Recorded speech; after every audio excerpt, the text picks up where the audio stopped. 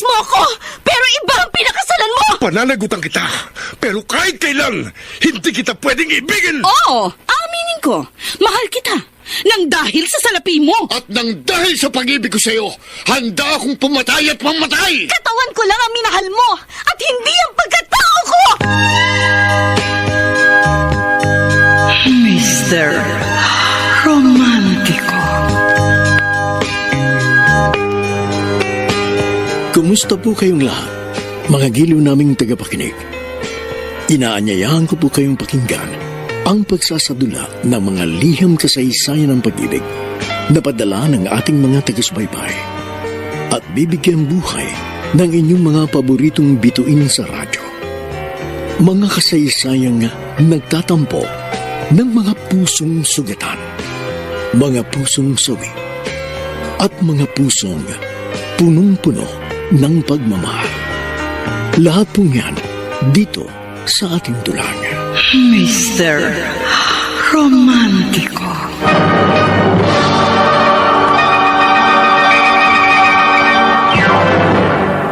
Love, can't you see I'm alone?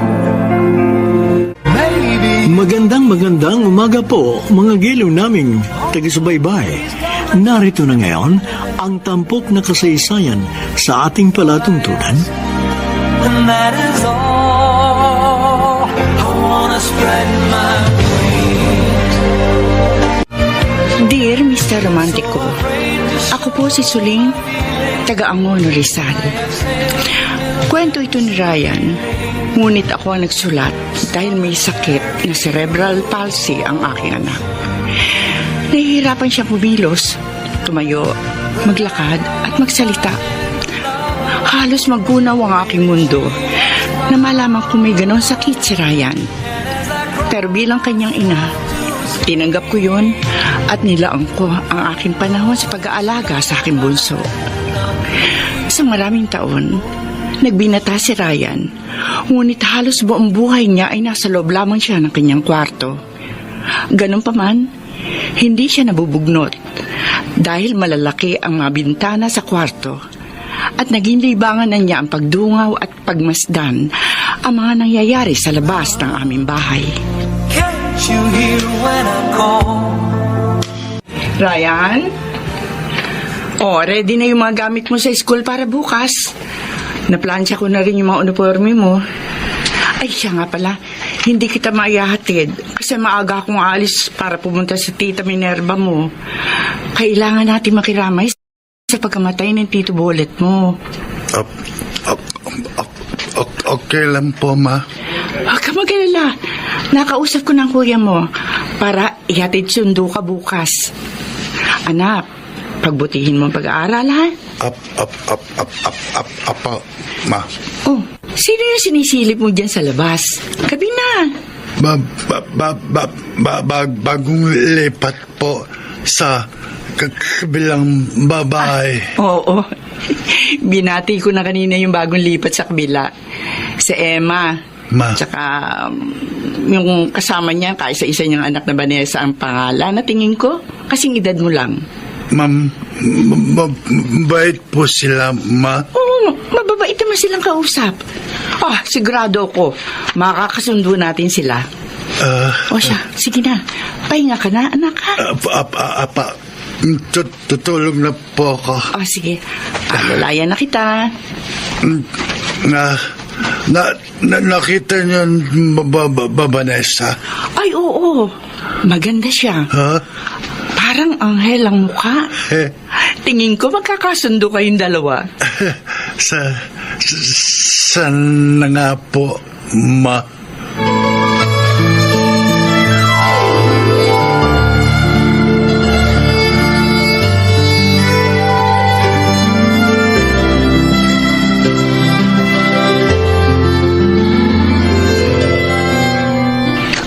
Kuya Kiko, late na ako sa school. Eto na, Ryan. Nagbibisa ako. Don't worry. Hindi ka malilate sa school. Ang aga-aga pa. Kiko! Kiko, nandito na ako! Ay, buksan mo na itong pinto. May bisita tayo. Ako na pa bubukas, Mama.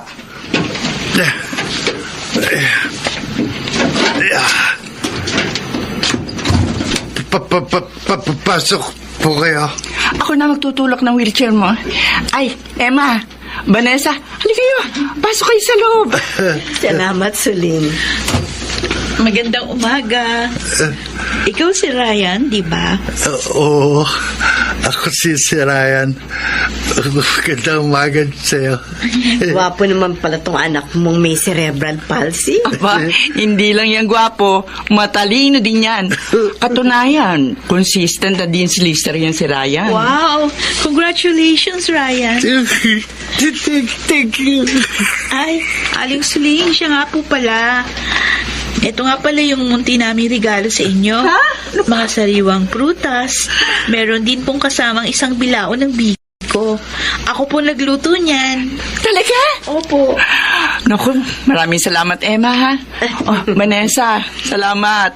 Sigurado magugustuhan ni Ryan tong biko. Paborito niya yan, Ay, eh. talaga? Ay, sige po, sa susunod, pag nagluto uli ako ng biko, magdadala uli ako sa inyo. Oh, Ryan, anak. Oh, bakit namumula ka? Lala po. Bakit? Nabibighani ka ba sa ganda ng aking anak?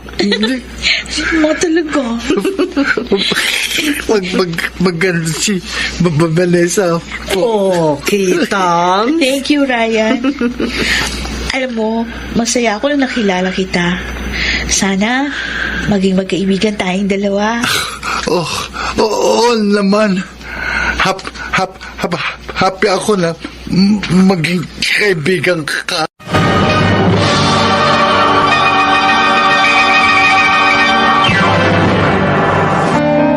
Mr. Romantico. Can't you see I'm alone? Dear Mr. Romantico, simula na mabasa ni Vanessa, hindi ko na nakita pang dumungo sa bintana si Ryan. Wala itong ginawa kundi humiga lamang sa kanyang kama. Paminsan-minsan umiiyak pag siya lang mag-isa sa kwarto. At bilang ina, ginawa ko ang lahat para mawala ang sakit at frustration ng aking anak sa nangyari. Can't you hear when I call? Ano ba yan, Ryan? Iniiyakan mo pa rin yung pambabastard sa'yo ni Vanessa? Eh, parang hindi lalaki. Tama na yan. Babae lang yan. Hindi mo dapat iniiyakan. Kiko, bumangon na ba si Ryan? Malalate na kayo sa school.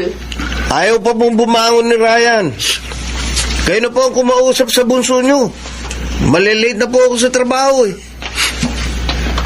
Ryan, bumangon ka na. 6:00 na ng umaga, malayo pa biyahin nyo.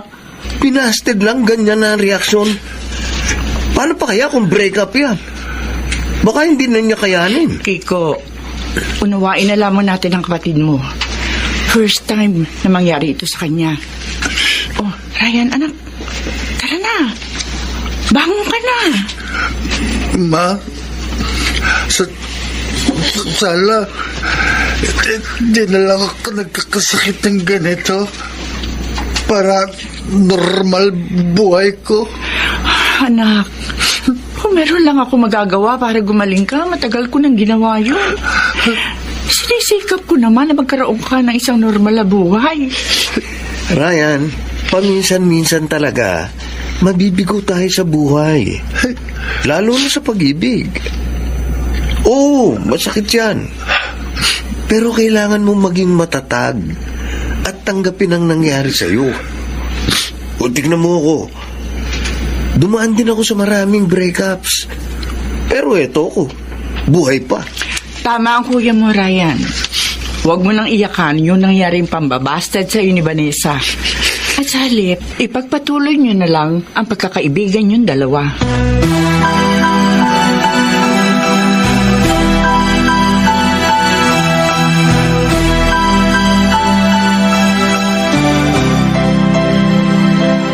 Vanessa, napapansin ko, parang hindi ka na pumupunta kina Suling para bisitahin si Ryan.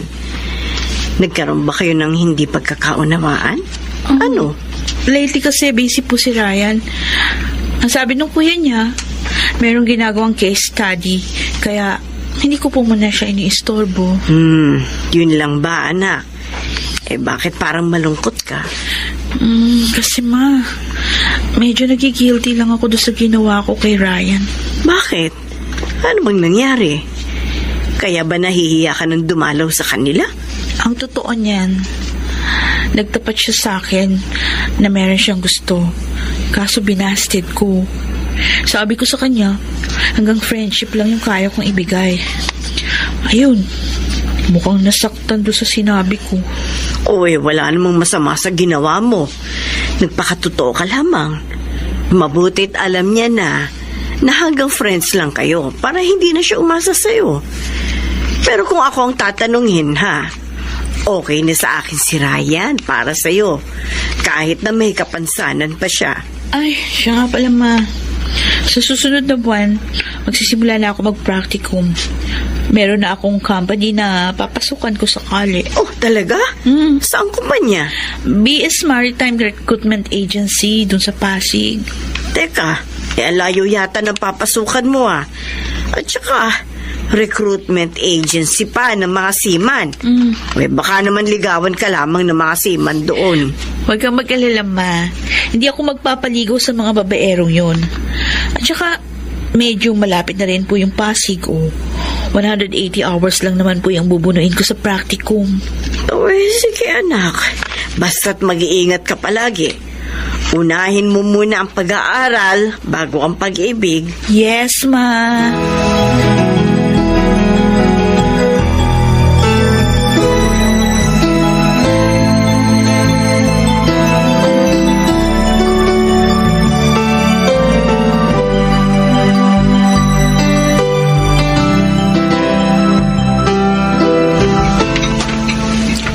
Ryan, kailangan mo ba ng tulong? Okay lang po, ma. Oo nga pala, ma. Ano na po ang balita kay Vanessa? Parang hindi ko po siya nakikita lately, Madalas, si Aling Emma lang po nakikita ko sa bahay nila. Tumira muna si Vanessa sa tiyahin niyo doon sa Pasig. Doon kasi siya sa Pasig nagpa-practicum. Ganun po ba? Hanggang kailan siya dyan, ma?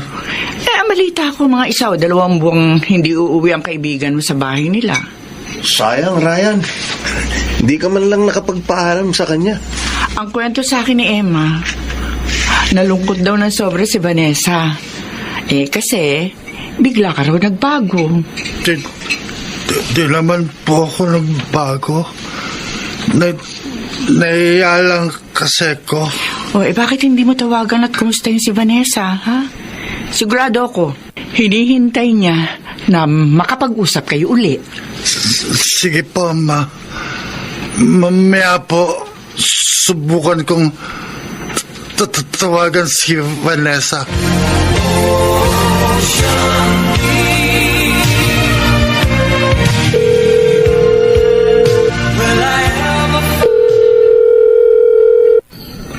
Hello?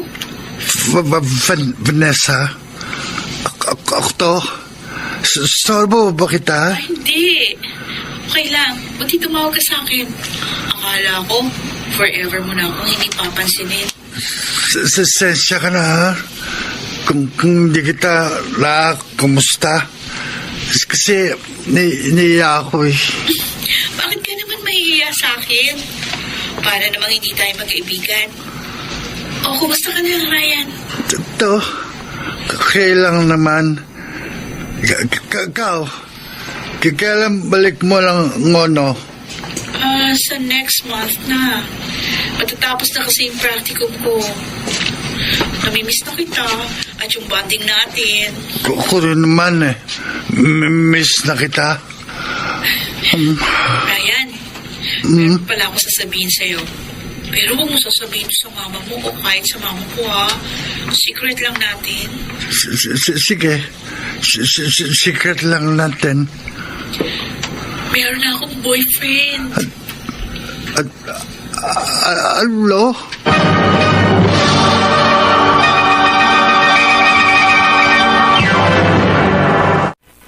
Mr. Romantico.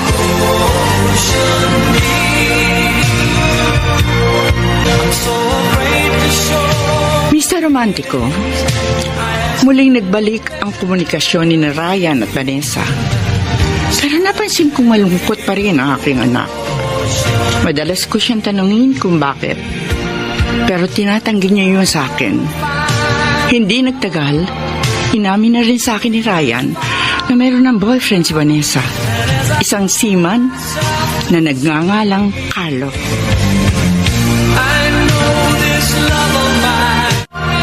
Ryan! Ryan, sandali! Vanessa! Buti naman, kauwi ka na. Oo. Ay, kasama ko pala si Carlo. Ay. Yung kinukwento ko sa'yo. Nice meeting you, pare. Same to you, pre. Naka-uniform ko po ng pangsisiman. Pinakilala ko kasi siya kay Mama. Pinagsuot ko ng full uniform ng pangsiman para mas ma-impress si Mama sa kanya. Anyway, sama ka sa amin ni Vanessa. Pupunta kami sa mall sa Taytay. Treat ko kayo. Ako, baka hindi nyo lang enjoy lakad nyo pagkakasama ako. Tinan nyo, wheelchair ako eh. Don't worry. May dala naman ako sa sakyan kaya walang problema. At saka akong bahala sa'yo, Ryan. Sige na, Ryan. Sumama ka na sa amin. Minsan lang naman tayo mag-bonding. Sige. Sama na. Ryan, kailangan ba ng tulong? Gusto mo subuan kita? Oh, hindi. Kaya ko naman kumain mag-isa. Kasi kanina ko pa napapansin. Parang nanginginig yung kanang kamay mo.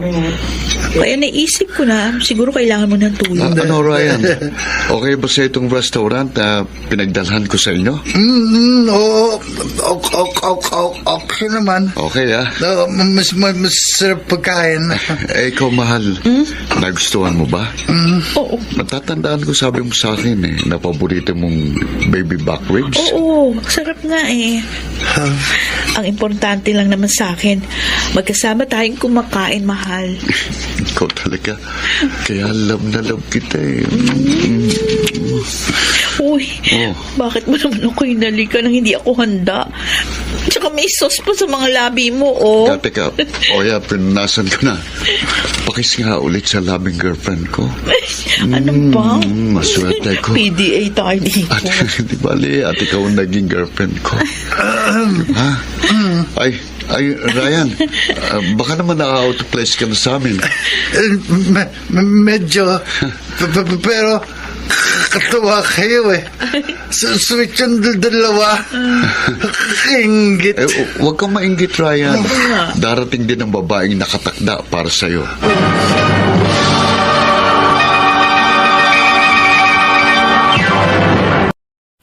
Mr. Romantico. Mr. Romantico, ilang araw ang lumipas. Napansin kong bumalik ulit sa pagiging malungkutin si Ryan. Madalas ito magkulong sa kanyang kwarto. At muling nawala ang komunikasyon nila ni Vanessa. Tinanong ko ang anak ko kung bakit siya malungkot. Ang sagot niya, wala nang panahon si Vanessa sa kanya dahil nakatuon na ang atensyon nito sa boyfriend. Ryan?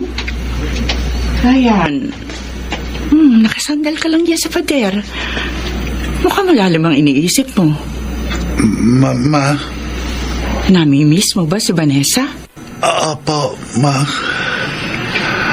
Pero alam ko, wala na akong karapatang mag-demand ng oras kanya kasi kaibigan lang naman niya ako eh.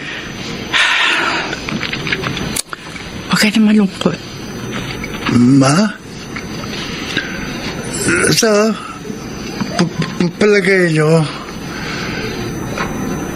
may magmamahal kaya sa akin? Yung totoo? Siyempre naman meron. Anak, naniniwala ako na may babaeng nakalaan para sa'yo. Kailangan mo lang maghintay. Sana birong tadhana, Ma. Si Vanessa pala yung babaeng yun. Masaya na si Vanessa sa boyfriend niya. Maging masaya ka na rin para sa kanya. Ma? Anak, pakawalan mo na siya sa puso mo. Yun ang tingin kong tama para makapag-move on ka na. Kaya mo yan. Naniniwala ako matatanggap mo din ang lahat. At makakalimutan mo si Vanessa.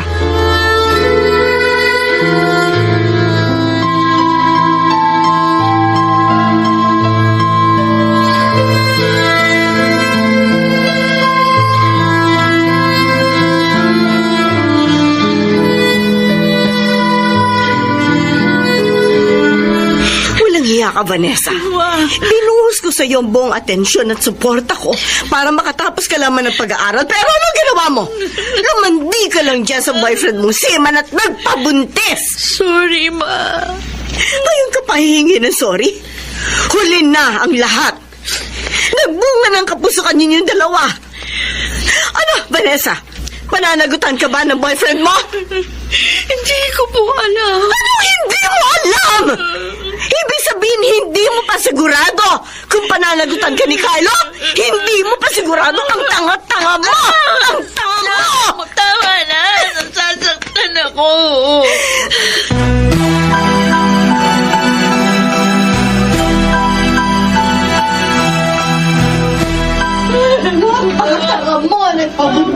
Mama, ano nangyayari sa labas? Bakit maingay si Tita Emma? May malaki silang problema. Kung hindi ako nagkakamali, parang narinig ko nabuntis si Vanessa ng boyfriend niya. At ano po? Nakakalungkot yung nangyari sa kaibigan mo, anak. Sana naman panagutan si Vanessa ng lalaki na kabuntis sa kanya. Mahirap maging disgrasyada.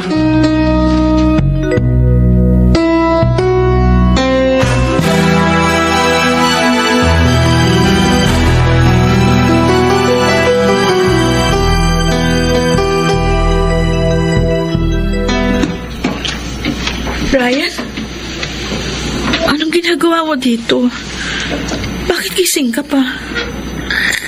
Kasi kanina pa kita nakikitang umiyak dyan habang nakatungaw ako sa bintana. Kumusta ka na? Pananagutan ka ba ni Carlo? Nakausap ko na si Carlo kanina tungkol sa pagbubuntis ko. Nangako naman siyang pakakasalan ako sa West bago siya sumampa sa barko sa susunod na buwan. Buti naman kung gano'n. Best wishes in advance. Merong naikwento sa akin ng mama mo kanina, Ryan. Sabi niya sa akin, mahal mo pa rin ako hanggang ngayon. Talaga? Sinabi ni Mama? I'm sorry. Kung ilang beses ko nasaktan ang puso mo. Sorry kung hindi ko masuklian ang pagmamahal, ang mga kabutihang binibigay mo sa akin. Hindi mo deserve na masaktan ka kasi napakabuti mong tao.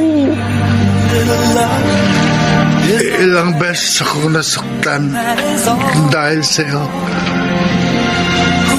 Pero buong puso ko namang tinanggap na hanggang magkaibigan lang tayong dalawa. Sa totoo lang, wala akong pakialam kung ilang beses pa akong lumuha dahil sa'yo. Ang mamalaga lang naman sa akin, nakikita kang masaya kahit alam ko na hindi ako ang taong makapagbibigay nun. Ryan? Mahal kita, Vanessa. Pero, hindi ako humihingi ng kakapalit.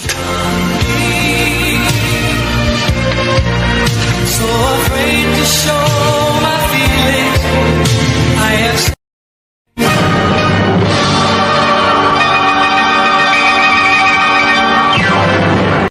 Mr. Romantico. love. Can't you see I'm alone? Dear Mr. Romantico, pagkatapos ng kasal ni na Vanessa at Carlo, ay lalong naging malulungkutin ang aking anak na si Ryan. Alam ko labis siyang nasasaktan dahil tuluyan ang nawala sa kanya ang babaeng pinakamamahal. Pero nakita ko naman sa aking anak na gusto na niya mag-move on at magsimula ng panibagong buhay. Can't you hear when I call? O Ryan, kanina ka pa nakadungo dyan sa bintana. Ano na ang balitang nasasagap mo dyan sa labas? May nakikita ko bagay sa labas. Oy, baka sasampa na uli ng barko si Carlo. Simula kasi nung ikasal siya kay Vanessa diyan na siya tumira sa bahay ni Aling Emma. Ilang taon kaya wala si Carlo? Hindi naman taon. Ang alam ko kasi 6 hanggang 9 months lang ang kontrata ng isang seaman. Ganun ba? Ibig sabihin lang yan, manganganak si Vanessa nang walang asawa niya. Kuya, Oh, pwede mo kong tulungan mo ba? ah? Kasi gusto ko samahan si Vanessa habang paalis sa asawa niya.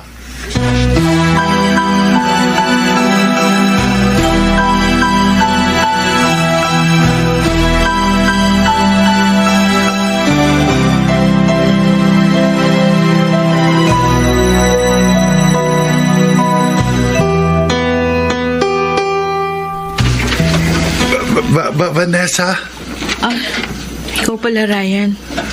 si Carlo, ngayon bang alis niya? Oo. 9 na buwan yung kontrata niya sa barko. Matagal din siyang mawawala. Pero kailangan ko magtiis para din sa pamilya namin.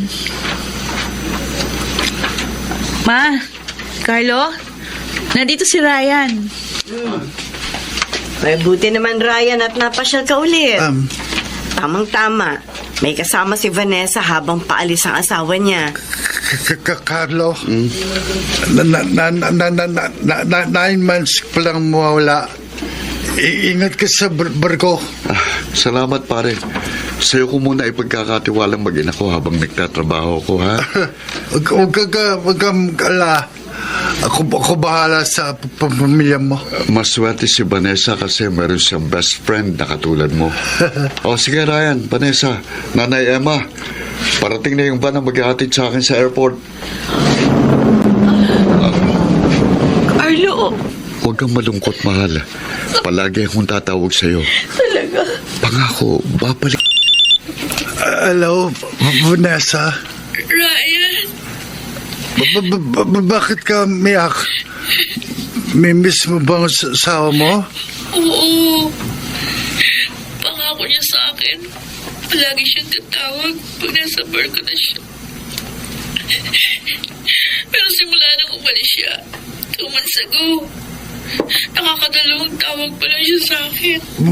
Baka busy pa siya sa trabaho niya. Huwag ka na malulungkot. Sorry, Ryan, ha? Naistorbo pa kita.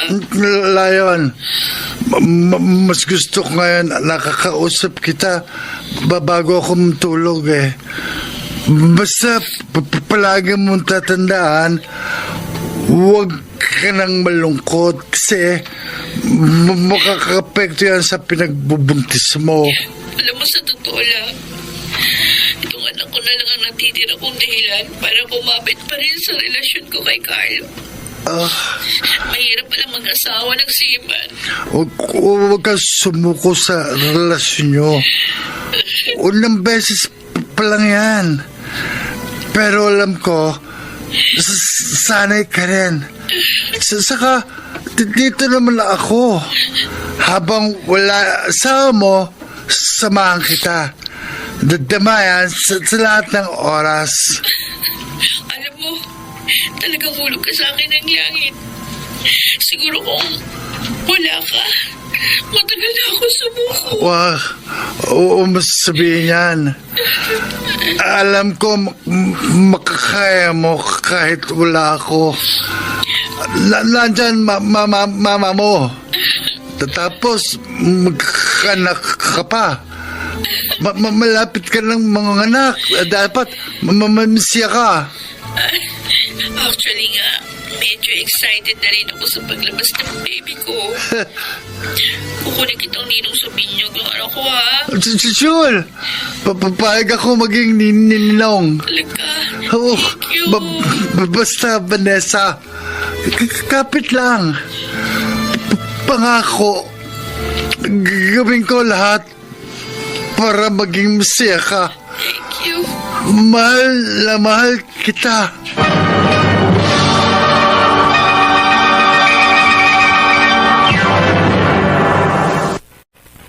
Mr. Romantico.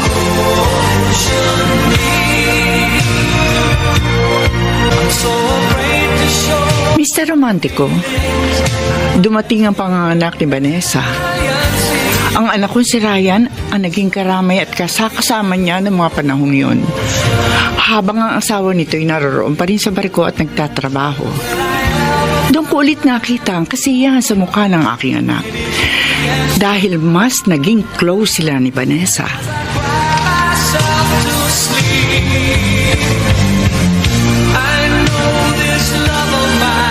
Another 9 months ulit ang kontrata ko. Ano? 9 months uli? Ay, Carlo naman. Vanessa, kailangan ko mag-extend. Sayang naman kasing kikitain ko kung uwi kagad ako. Gagawin ko ito para sa atin. Sa kinabukasan ng anak natin. Kailangan natin makapag-ipon ng pera para makabili din tayo ng sarili nating bahay. Pero 9 months. Ang tagal nun. Mamimiss kita na sobra. Mahal, konting days lang. Ano pa bang magagawa ko kundi maghintay na lang ulit sa'yo? Promise, sa May next year, uwi na talaga ako. Promise mo yan, ha? Panghahawakan ko yung promise mo.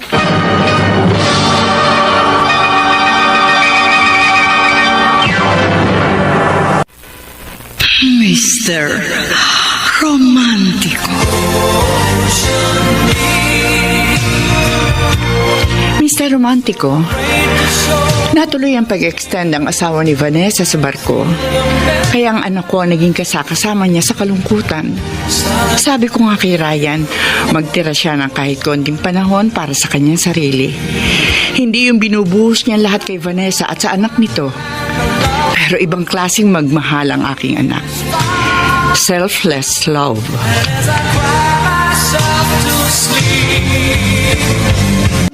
Huwag ka na umiyak. Yan.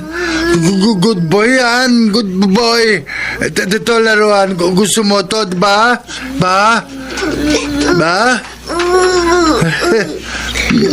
Tita Emma, anong oras uwi si Carlo?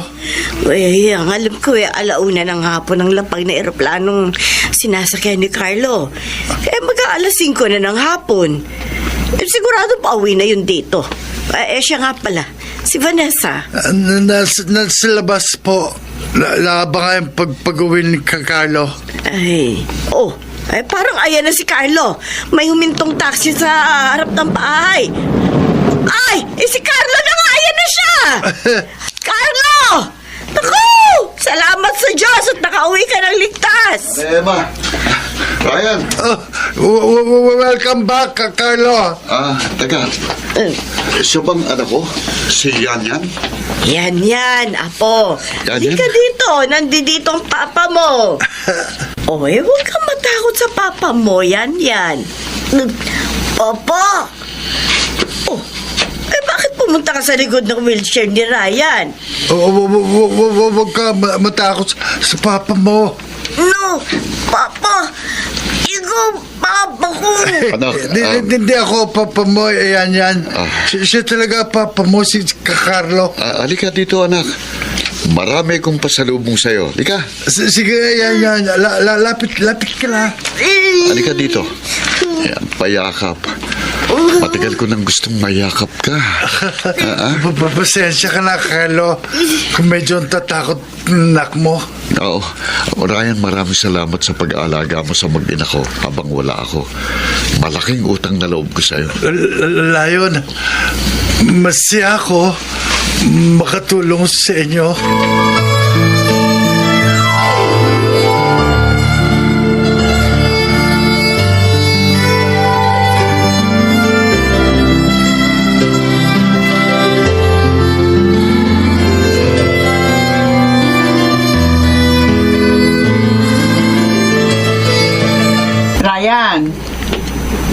Ryan,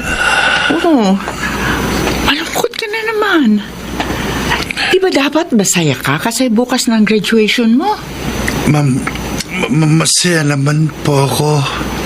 Kasi graduate na po ako sa college. Malungkot ka ba? Kasi wala nang oras sa iyong kaibigan mo.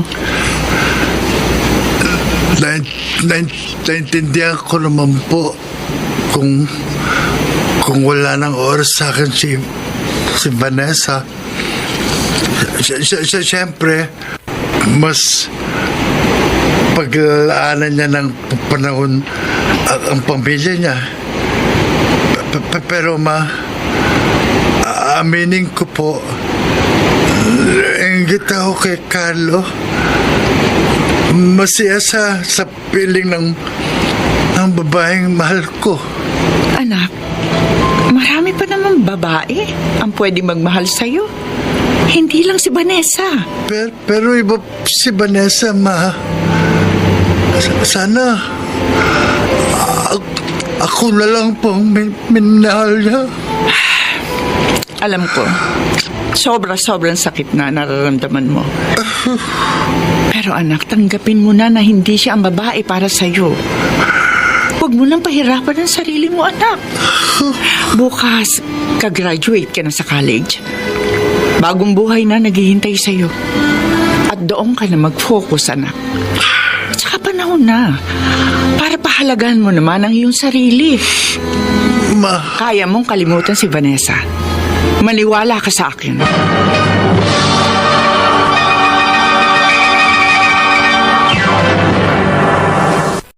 Mr. Romantico.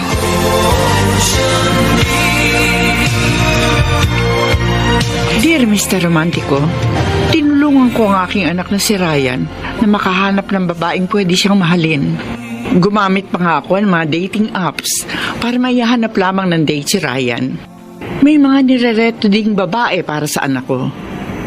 Ngunit sa kasamaang palad, hindi yun naging successful.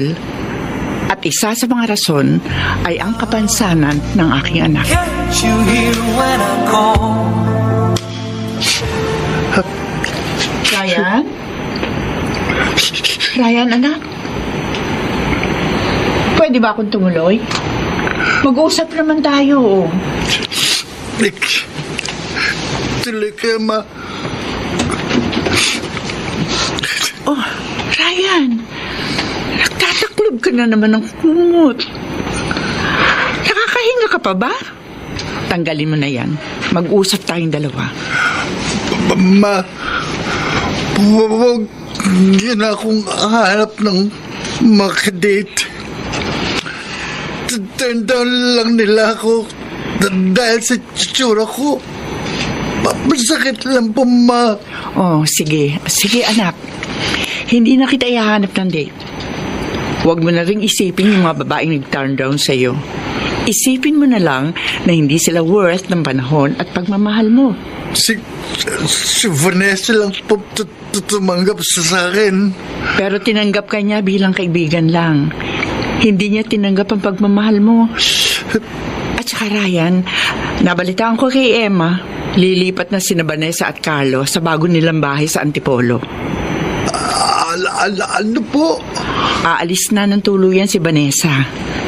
Kaya kalimutan mo na siya. Masaya na siya sa kanyang buhay. Mama. Ryan, di ba ang biling ko sa'yo? Mag-focus ka sa karir mo. Hindi ka man swerte sa pag-ibig. Pero malay natin, swerte ka pala sa ibang bagay. Yung pagiging miyembro mo ng staff ng isang kilalang senador sa Pilipinas, aba, isang malaking achievement na yun. Malaki naman na sahod mo. Marami kang pwedeng gawin, Ryan. Kaya huwag ka mag-focus lang sa pag-ibig.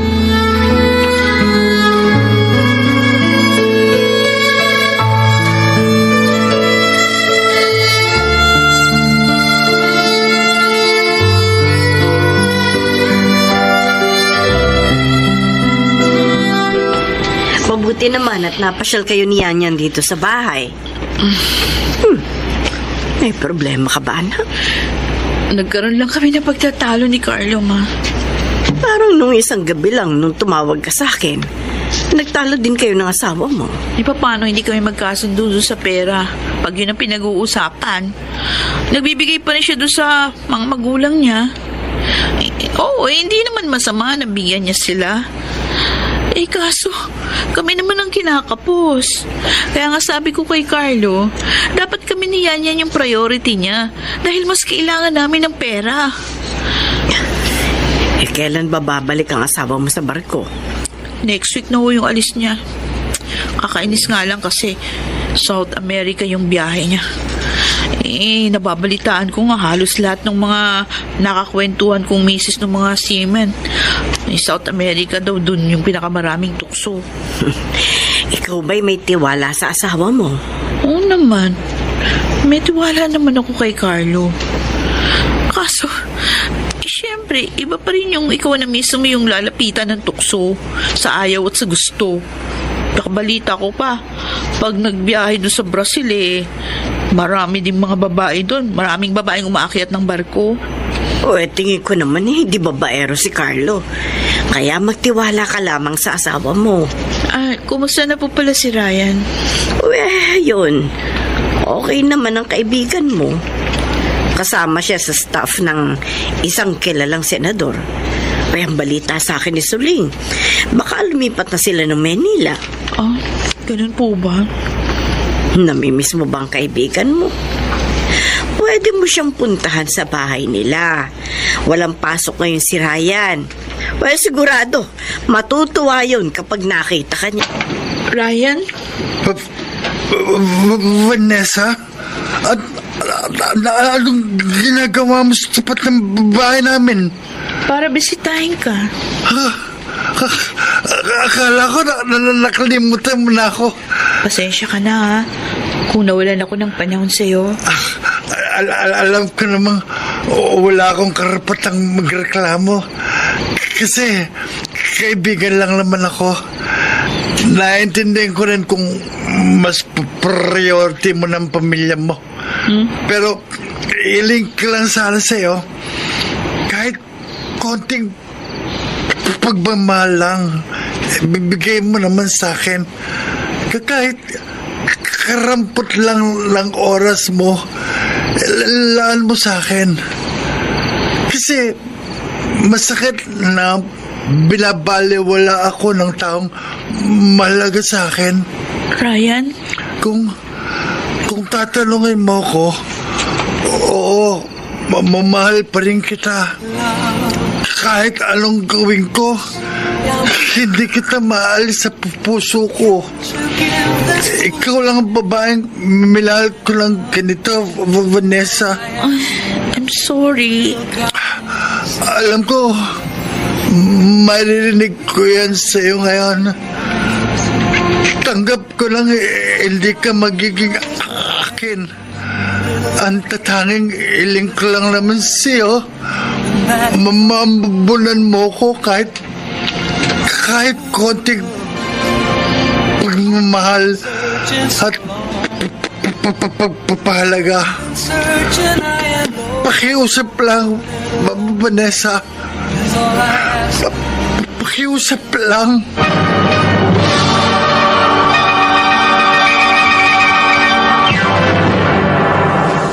Mr. Romantico.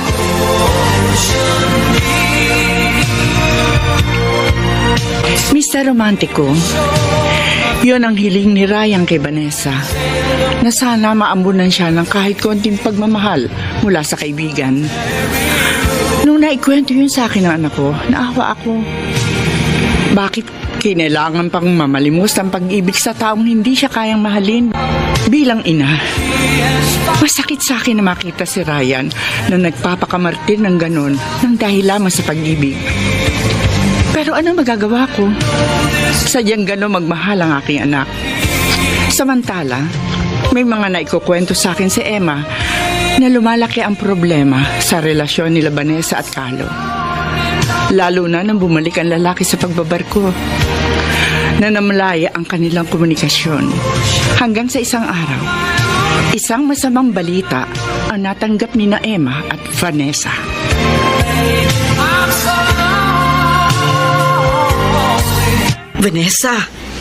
Vanessa, may kailangan kang malaman. Bakit, ma? Sino yung tumawag sa inyo kanina? At sobra kayong nag-alala. Tumawag kasi sa akin yung clerk ng BSM, si Marie. May masamang balita sila tungkol kay Carlo. Ha? Ano nangyari sa asawa ko? Nag-jump ship si Carlo nung dumaong ang barko nila sa Texas. Ano? Ay, Diyos ko. Ako, Carlo. Bakit mo to ginawa sa... Ba sa asawa ni Vanessa? Abe, maglilimang buwan na simula na mag-jump ship yun sa Amerika. Wala pa rin pong balita kay Carlo, ma. Uy, paano na ngayon yan? Sino nang bumubuhay kina Vanessa at yan? Ang kwento sa akin ni Emma, napilitan maghanap uli ng trabaho si Vanessa para buhayin ang anak niya. Habang si Emma naman ang siya nag-aalaga sa kanyang apo. Wala po bang makukuhang tulong si Vanessa sa kumpanyang pinasukan ni Carlo? Walang makukuhang tulong si Vanessa sa kumpanya. Kasi nga nag-jump ship si Carlo, nalabag sa pinirmahan niyang kontrata. Ayun nga, habang ikinukwento sa akin ni Emma, kitang-kita ko sa kanya na talagang malaki ang problema nila. Naawa ako kay Vanessa, ma. Nasabi sa akin ni Emma na nag-abot ka rin ng tulong sa kanila. Konting halaga lang naman po yun para sa kanila maglola. Maliit lang po kasi yung kinikita ni Vanessa sa trabaho niya. Ay, naku. Nagkamali si Vanessa na lalaki mamahalin. Kung si Ryan lang sana minahal niya, baka masaya pa rin siya hanggang ngayon. Ang buhay talaga, laging nasa huli ang pagsisisi.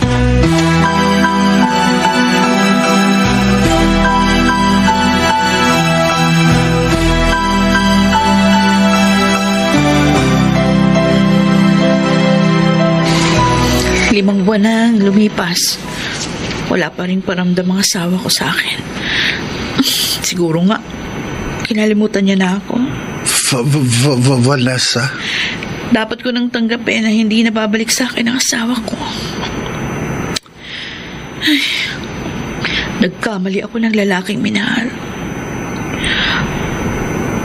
Ryan, sorry. Sorry kung mas pinili ko si Carlo kesa sa'yo. Wala kang kasalanan sa akin. At saka tanggap ko rin naman na hanggang magkaibigan lang tayong dalawa.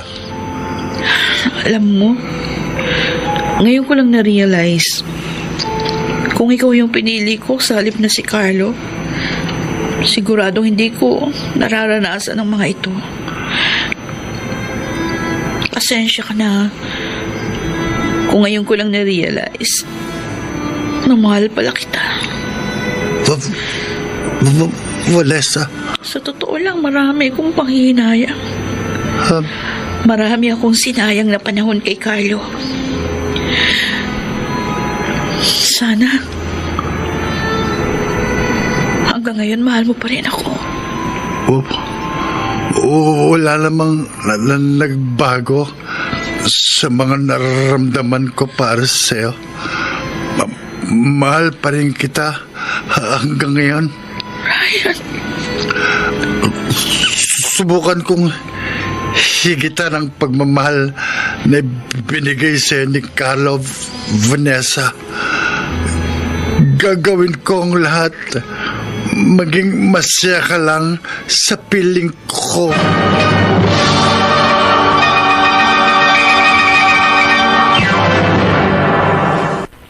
Mr. Romantico. Mr. Romantico, nabalitaan ko mula sa aking anak na si Ryan na mayroon na silang relasyon ni Vanessa. Siyempre, tubutol ako dahil may asawa ang kanyang kasintahan. Pero walang nagawa ang aking pagtutol dahil nanaig ang pagmamahal ni Ryan kay Vanessa. Ang dalangin ko na lamang noon, sana wag masaktan ang aking anak sa pinili niyang direksyon.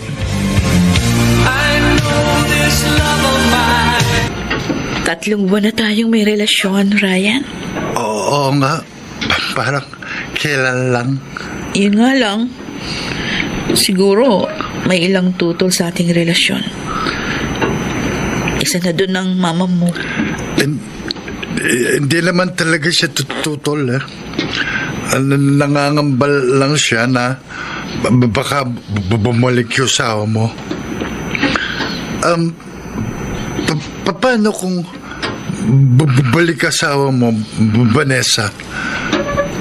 Babalikan mo ba siya? Siyempre hindi na. Sigurado ka? Ma'am, masaya ka ba talaga sa relasyon natin? Oo naman. Bakit mo na itanong? Iba kasi ang nararamdaman ka. Huh? Parang di ka masaya. Ano ka ba? Nagtatampo ka ba sa akin? Mahal mo pa rin ba si Carlo? Yung totoo, Vanessa. Okay, tatapatin na kita. Oo. Meron pa akong konting nararamdaman para kay Carlo. Pero unti-unti ko na siyang tinatanggal sa sistema ko. Tinatry ko nang mag-move on.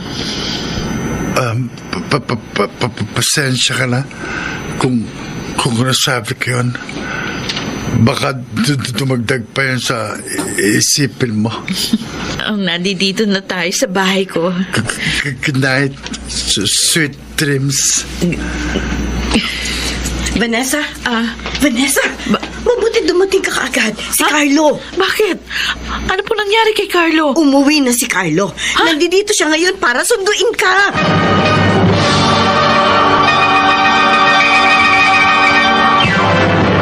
Mr.